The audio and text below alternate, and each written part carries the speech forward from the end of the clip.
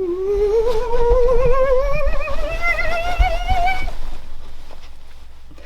Shinbei, how you doing, buddy? Aw, man, it feels like forever since you last stopped by. How you been? We need to catch up, man.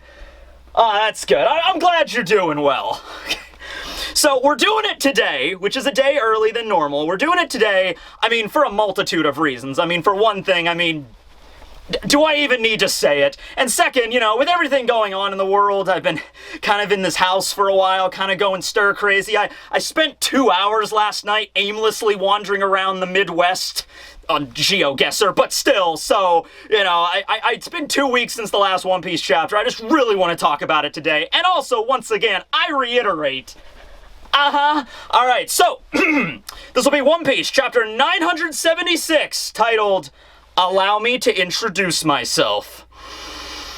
Hi everybody, I'm Tekking101. My name's Matt. You can call me that. I was born in Indiana Hospital in Indiana, PA, here in, living in a tiny little mountain village out in the middle of nowhere. So, yeah, it's nice to meet you. I'm 26 years old, gonna be 27 this month, so that'll be cool. April 24th, I'm a Tauros. I was born in the year of the rooster. Okay, so there's me. Yeah, okay. Anyway, we get a few things this week. We don't get a continuation of the cover series, but we do get the cover of Shounen Jump, which I just wanted to point out because it looks really badass.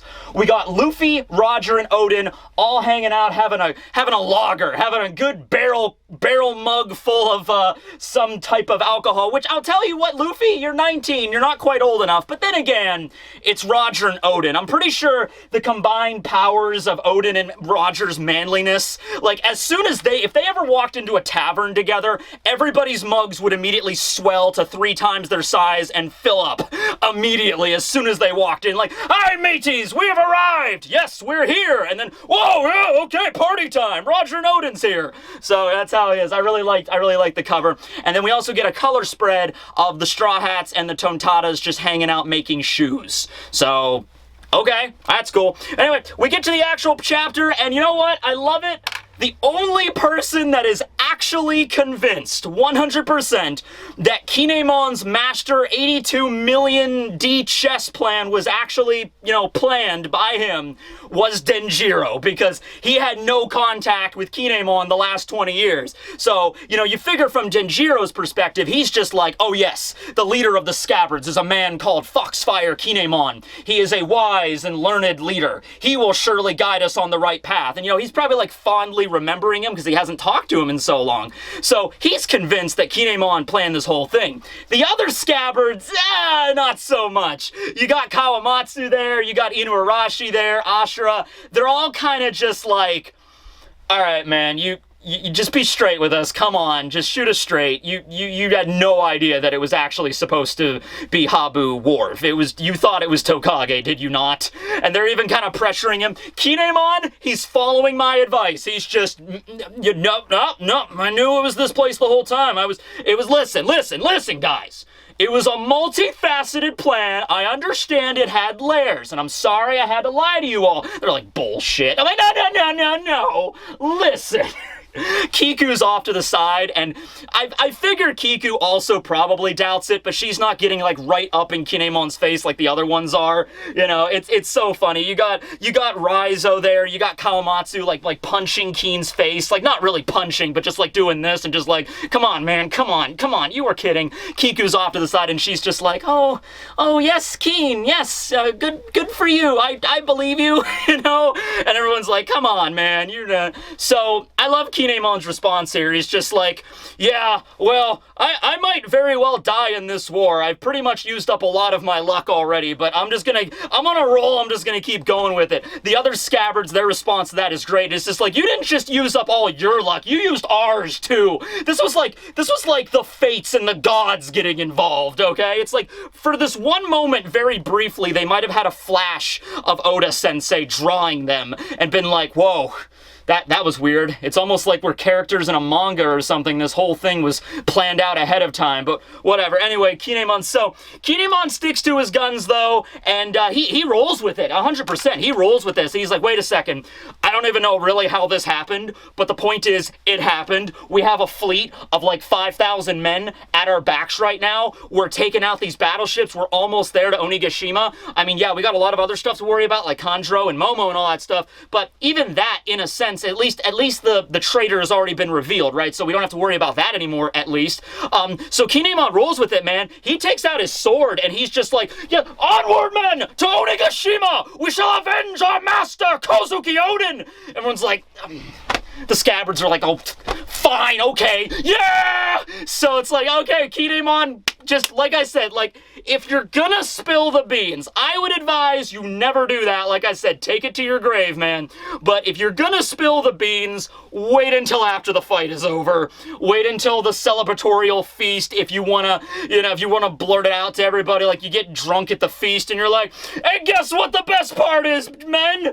I didn't plan for any of that. It was a total freaking crapshoot. We could have died so many times there. Like that would be maybe funny in of its own right, but I would think just to keep it to yourself there.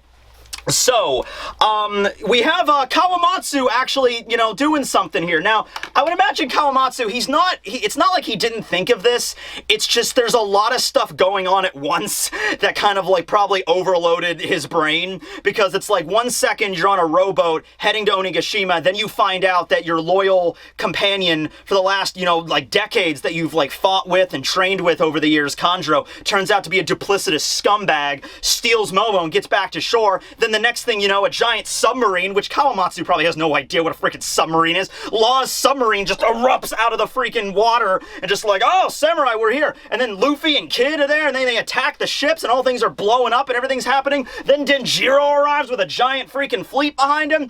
Kawamatsu is probably a little bit overwhelmed by this, but then he has this moment where, they're still on Law's submarine, they're still on the Polar Tang. They look back to shore, they see Kanjuro and Momo still there on the shore. You probably have a moment with Kawamatsu, he's like, man, if only we can rescue Momo somehow. Like, if only we could, like, jump in the water and swim over there really fast and attack. Oh, wait, I'm a Kappa. And he jumps away. I could do something. He jumps in the water and he rockets toward the shore. Also, something that was revealed in the most recent SBS 96, the type of fishman that Kawamatsu is, he's actually a Japanese pufferfish fishman. He's a fugu, okay, which makes sense given his lips and everything, like his rounded body appearance. A lot of people figured it was a pufferfish of some variety, but no, Japanese pufferfish.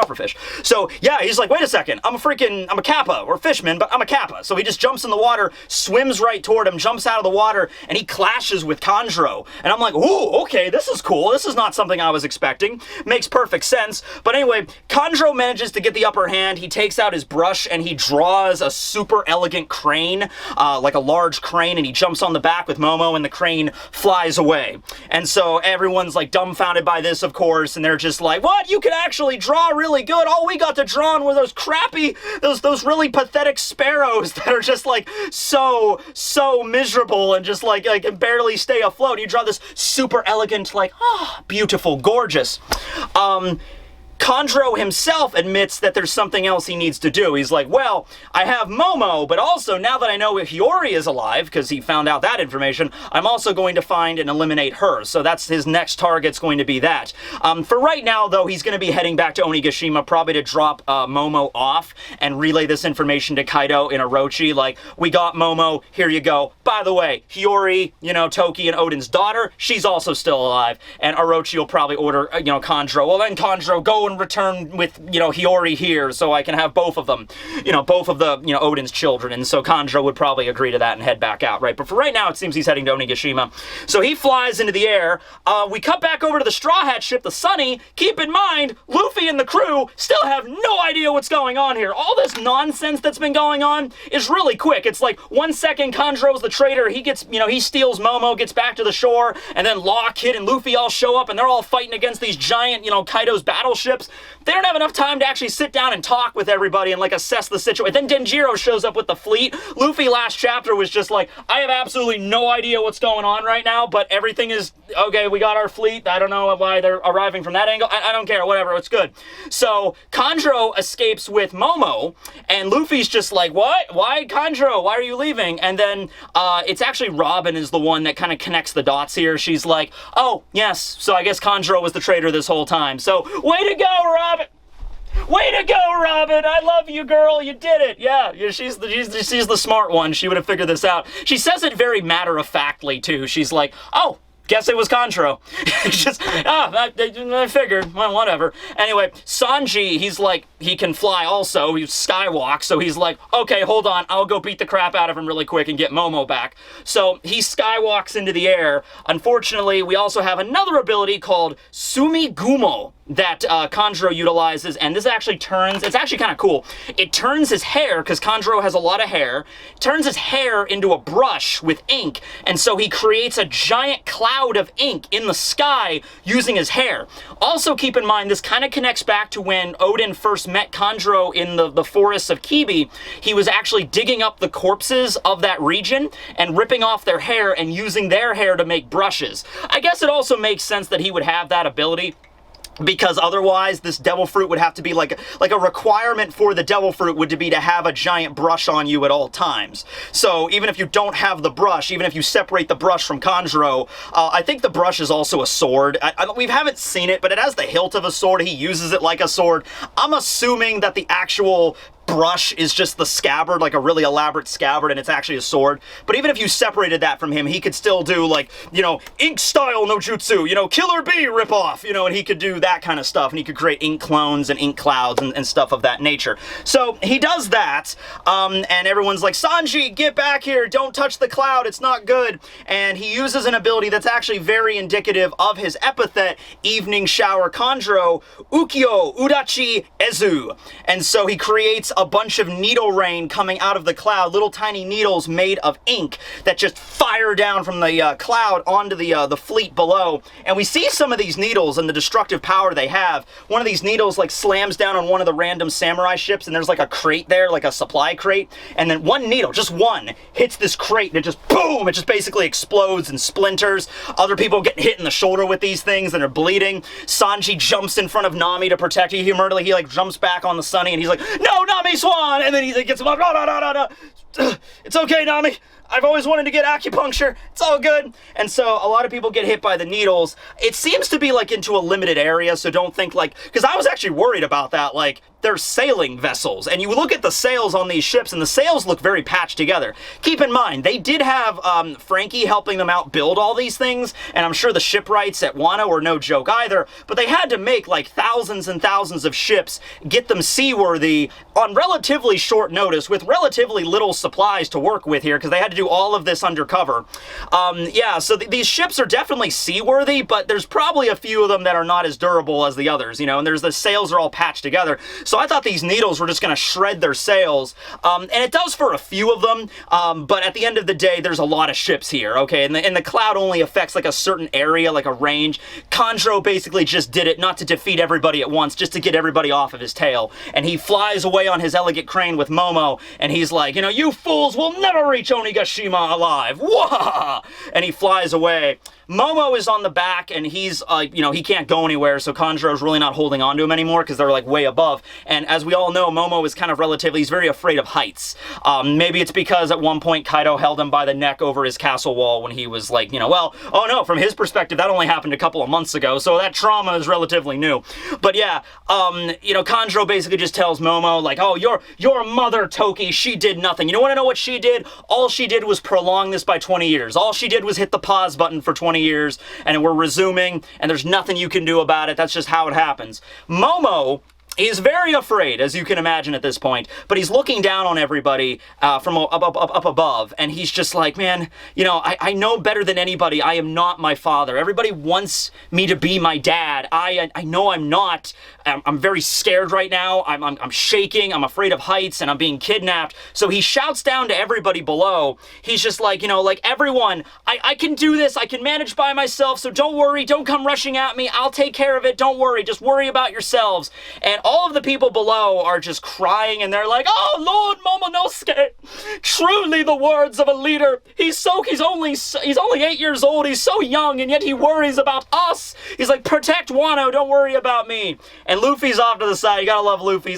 He's just like, well, Momo, you might be a whiny little brat that's afraid of everything. And all the other samurai are like, who is that? Who would dare? It's like, but I'll come and get you. Don't worry, you'll be all right, because I'm your friend. We're friends, aren't we? So don't worry about it. Sit tight, stay strong. We'll be there for you. So what figured I would happen, wait, blah, blah, blah. Let's strike that, let's do that a different combination. What I figured would happen, happened. Kanjuro ended up getting away with Momo. He, ended up getting back to Onigashima pretty much scot-free, and, Momo will be in the castle, and then you'll have to go and rescue him at some point. But I hope that Oda does this in a way where, Momo is not just, like I said, just like the prince in the castle that needs to be rescued. He might be a little kid, but he might end up doing something that's actually, interesting here. He might have a conversation with Kaido or something about his dad, because Kaido had some questions for the Kozuki clan. Who better to ask than Odin's son? And Kaido might even, because, what's the sense? Kaido, that was 20 years ago the last time he talked to Momo. From Momo's perspective, it's only been a couple of months, but enough stuff has happened in Momo's life that I think he might have learned some different things and might have a different perspective on things. So it'd be interesting to Kaido to see Momo now and be like, you haven't changed physically since the last time I saw you, but I could see it in your eyes. You are much more, learned than the last time we spoke. Can I ask you something about your father? Or can I ask you something about the Kozuki clan or something like that? So we might still have an interesting scene with Momo. But yeah, there'll be eventually a moment where, Luffy bursts into Kaido's throne room or whatever, and then Momo's there, and then Luffy will end up saving him. But we'll have some interesting stuff with him. Okay. So, yeah, they get away. Luffy's not too concerned. It's like, well, they're going back to Onigashima. We were going to go to Onigashima anyway. That's where we're heading right now. Onward, let's get over. Let's get our asses over there so we can start this fight. And now we still got those battleships, though, that are surrounding the area, kind of pointing, so well, what's the deal with that? So one of them got completely obliterated by Luffy, Kid, and Law's combo attack.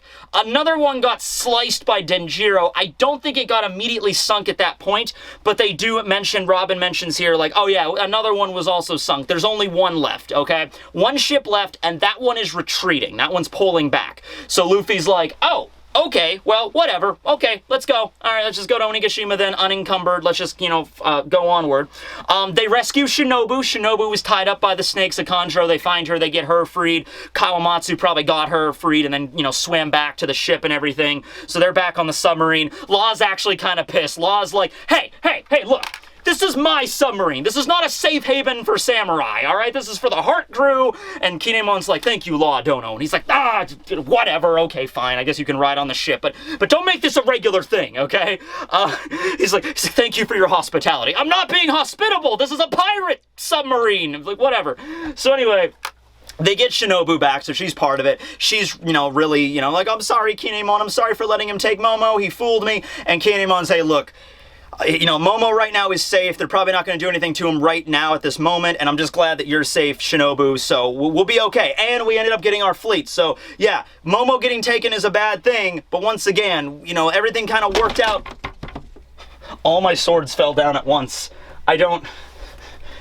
No, what does that mean? What is that? Is that a good sign or a bad one? I'm not really sure.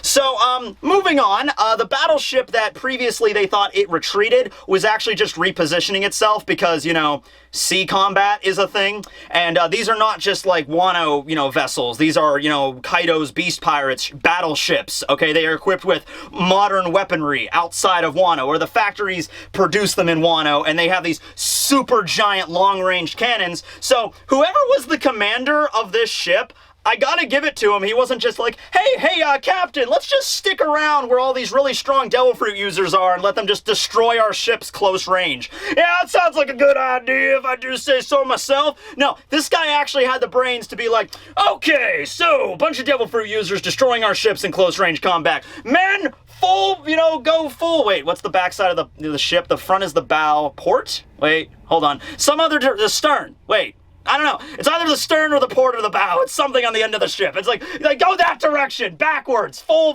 reverse. So they go full reverse, and it's just like, all right, so we got these giant long-range cannons. Let's just bombard them from a distance. At the end of the day, once again, these samurai ships that they have kind of scrapped together on a last-minute notice. They are not super durable, especially not until, like, modern cannon fires. So a bunch of the samurai ships actually do end up getting sunk in this chapter. Not a whole bunch. It's not like they lost half their fleet or anything. But, a couple of them got destroyed. And so Luffy and Kid and Law, they're like, all right, well, we gotta... Damn it, they're just repositioning. We were fooled here. We thought they were retreating. Okay, well, here's what we do. Gotta get close to them again, and we gotta just, hammer them with everything we got. So come on, guys, let's get the Sunny moving. Let's get them close. But something unexpected happens. Before the ships can get close enough, the ship gets attacked from another direction. In fact, a water current just comes out of nowhere, Yarinami, and just attacks one of the battleship that's at a distance, and it gets damaged, and all the cannons get destroyed in the process, so the cannons can no longer fire in that direction, and the ship is pretty much going down, and it's, everyone on board is defeated in pretty much one fell swoop there. And all the other members of the rebellion are like, whoa, what was that? Who was that? What kind of person utilizes water currents to fight? Almost like I remember somebody, and then, oh my god, you gotta love, okay. Shinbei is being very theatrical here, but you know what? This is Wano, so it's fine. This entire arc is like a kabuki play. It is structured like a kabuki play. You just had freaking Kanjuro do the whole, like, ink cloud of devastation kind of technique and stuff. Like, I will make an elegant crane and fly away on its winged escape. Whatever stuff like that. So, Shinbei being a little bit theatrical here and dramatic, I could go with that, right? So he completely decimates an entire battleship single-handedly and saves everybody from, further destruction. And he just presents himself like a member of the Yakuza, because that's what this is referencing. And he's like, do allow me to introduce myself. I'm a man of wealth and taste. Okay, I'm sorry, I had to. He's like, I hail from a kingdom far below the sea, known as the Ryugu Kingdom. I have made much trouble for my crewmates. However, I have arrived here. Introducing myself, I am the new recruit, Shinbei, the first son of the sea. And then, boom! Final page of the chapter, Shinbei is back in action. Kid and Law are just like, you gotta be kidding me. Kid is like, wait, you mean that guy's joining the Straw Hats? What the hell? And Shinbei announces himself. He's like, I'm sorry, Luffy, I was late, but it looks like I caught the battle right before it started. Or the main battle anyway. I did what you told me to, Captain. I made it back alive. And then we get Shinbei, helmsman of the Straw Hat Pirates, bounty 438 million. And then last scene is just Shinbei! And the stars go in Luffy's mind. And, you got freaking all the crew off to the side like, boss! Oh, man. Beautiful. End of the chapter. I love it. Okay. Now, listen. Okay. Couple of things we need to get addressed here, first and foremost. All right. First thing, down here. Shinbei was present this entire time. But now it looks like he's finally he's no longer Schrodinger's Straw Hat. He is finally just a Straw Hat. All right, now where am I going to put Shinbei? See, this is a problem I've had for weeks, ever since this new setup, okay? I want you to see this, all right? Look. All right, yeah, you'd think automatically I could just put him right there. But then that covers up the Straw Hat logo. I don't want to do that. All right, for right now, okay, we can't cover up Robin. All right, Chopper, look, you didn't really do much in this chapter, so tell you what, for right now, we're just gonna do a bit of this. All right, Chopper, look, I know, all right, listen, buddy, okay, I get it. All right, I'm not taking, Sanji jumped in the air today, Robin was awesome. Oh God, I almost missed it. Holy crap, I have to mention that. I got so caught up in Shinbei, I forgot to mention this. Okay, so... When the battleship gets attacked by Shinbei initially, Shinbei uses, the wave spear, and he breaks the galleon apart, the battleship. The Straw Hats have no idea what happened. So Brook is like, what happened to their ship? And Robin is off to the side like, perhaps they're being targeted by all of the ghosts of the dead babies that died at sea. And Usopp is like, well, that actually looks like that would be preferable compared to what's actually happening, but... Holy crap, Robin! Jesus! She does that from time to time. She'll have some really morbid joke to say out of nowhere. But, wow, that is probably the darkest Robin has ever got. And is it so weird that I am turned on right now? I don't know why. But damn, Robin, okay, I'm gonna keep my distance from you, but in a good way. All right, so that was just hilarious. It's like literally in the middle of this massive battle, and then she's just like, yes, perhaps the ghosts of dead babies are pulling them to their doom. I'm like, what the fuck? Okay, Robin, that's great. But anyway, no, Jinbei's here now. Jinbei, there's Jinbei. He's a member of the crew. Okay, so, second thing to bring up. He does not look like he has suffered any injuries from the last time we've seen him. And you'd think that that would be a good thing. I am actually very put off by that. I am kind of like uneasy, like, oh, okay. I was going down the image and I was like, all right, he has both of his legs, both of his arms, both of his eyes, you know, no major scars. I mean, he already has the scar on his face. He already had that. But I'm like, he doesn't look any different from it at all. And this is after he stayed behind at Tautland to fend off the Big Mom crew, plus Big Mom herself that arrived. I'm worried that Shinbei might have some injury that he doesn't want the Straw Hats to know about. He's like, he arrives and he's like, hey everybody, I'm back! You know, and nothing obvious at first, but then at some point in the fight, maybe Shinbei has to take off his kimono or something, and you see like a giant gash, like freaking All Might or something, just like, yeah, I lost 40% of my respiratory, I lost 40% of my respiratory organs during that fight with Big Mom, but I'm still here to fight you guys today! Okay, I'm good, I'm alright, I'm okay, I'm alright. You know what, I joke about that, like All Might and stuff, but it might be something like that, where he has some other injury on his body. I am not the only one that thought that, because it is so weird. He shows up and he looks perfectly fine. It looks like, he's like, yeah, I defeated Big Mom, and we got away from Big Mom, and, you know, I got away, and now here I am. Because you'd figure if it was that easy to just get rid of Big Mom, lickety-split, or, you know, distract her, or manage to get the Sun Crew away, you think Shinbei would have showed up a little bit earlier than this. Maybe Shinbei did suffer some kind of injury, and then he's like, all right, I need to nurse this injury, or Aladdin was there, and he's like, all right, you need to stay in bed for a couple of weeks in order to, you know, improve, and the second hit, you know, Aladdin finally gave him the go-ahead, like, all right, you have a serious injury, you know, you're missing parts of your, like, respiratory organs, or your stomach, or you're missing some critical organs, but you should still, you can go. I mean, you're all right, I guess, to get out there, you know, you got to get to your crew and all that, but just keep that in mind, is like, all right, I'll do that, and then he leaves. That's honestly what I think is going on here, and I'm actually kind of worried about it, but I guess we'll have to wait and see how that goes. There was a lot of theories out there that Shinbei was out there gathering up the Grand Fleet. That doesn't seem to be the case there, unless, like, next chapter we turn out, oh yeah, by the way, the Grand Fleet is also here, Luffy. Like, that would be cool, but he doesn't mention anything like that here, and he just does the little monologue, you know, I am the boss, the first son of the sea, Shinbei. I welcome, you know, I am glad that you welcome me back into your crew, or whatever. I'm finally here to journey with you as the helmsman. So, yeah. Jinbei's assistance will definitely be needed, I think, getting to Onigashima. We also know that the entrance to Onigashima is in winter. That's something they mentioned. Don't know if that means it's like there's a barrier of like snow or ice or sleet or something. It seems like it's going to be at least something. There's a trick to getting into Onigashima. It's not as easy as just sailing right up to the place and walking in. Maybe if, yeah, you're like a Orochi or you're like welcomed by Kaido, but otherwise there might be a barrier or something else, maybe really rough oceans or, you know, the waves around the island, something really hard to get through. So Jinbei, that can literally control ocean currents, will definitely come in handy here, I think. A lot of people thought Jinbei wasn't going to pop in until like halfway through the battle, or maybe like 1/3 of the way through the battle, something like that. He showed up pretty much, because this was just the opening salvo. This was just like, okay, 3 battleships came out, we decimated them, Kanjuro's the traitor. That's like just the prologue of this fight. And we haven't even gone to Onigashima yet. And so they're heading there now. Jinbei will help them and everything. So I'm glad. And you know, next chapter, we might even get that big double-page spread, finally, all the Straw Hats hanging out together. Even if we don't get it in the chapter, Oda might draw it as like a color spread. I know that we already got a color spread this week, but this is a special occasion. We might get another one next week just for this,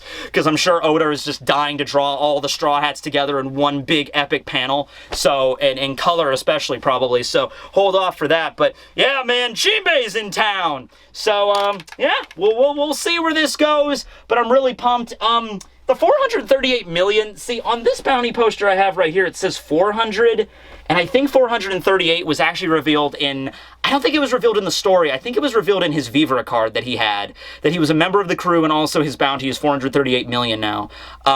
You know, or maybe it was revealed before that. Like, obviously, it was frozen when he was a warlord, and then after the time skip, he was no longer a warlord, so he was, you know, his bounty was reactivated. But I think it was only 400 million then. Did it go up? I don't really remember, but it was always around 400 anyway, so yeah. Jinbei's back in town. Yeah, they're gonna probably meet back up next chapter. I hope they talk a little bit. Like, I know it's kind of a crazy time to really like, hey, Jinbei, how you been? Oh, well, you know, I got caught up with some stuff, and, you know. It's like, okay, can we talk about this later? We gotta get to Onigashima now before they send more battleships our way. So, I know there's not a lot of time to make this work, but I would like for them to interact a little bit. Something else Jinbei absolutely has to do, okay? You gotta have a quirky personality trait Jinbei. That's what all the Straw Hats have, okay? I'm not saying you gotta do it right now at this instant, but you gotta have some interesting, quirky thing dynamic with the rest of the crew. Frankie's got, okay, well, Frankie just has himself. Frankie is Frankie. That's his quirky, you know, personality trait. Zoro always gets lost.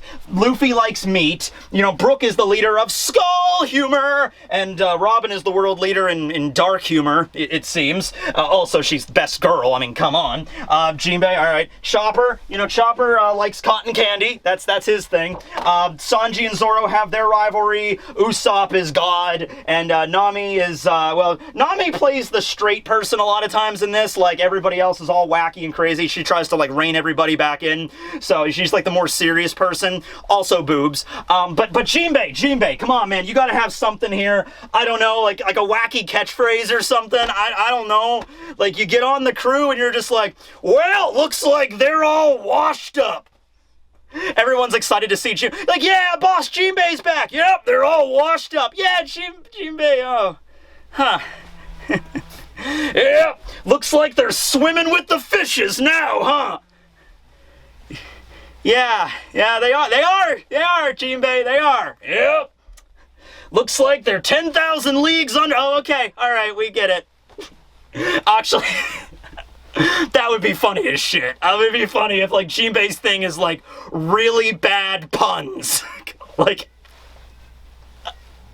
I'm holding off my chips for that. Okay, that'll be funny as hell if that was the thing. But he has to have some sort of, like, personality quirky thing. Okay.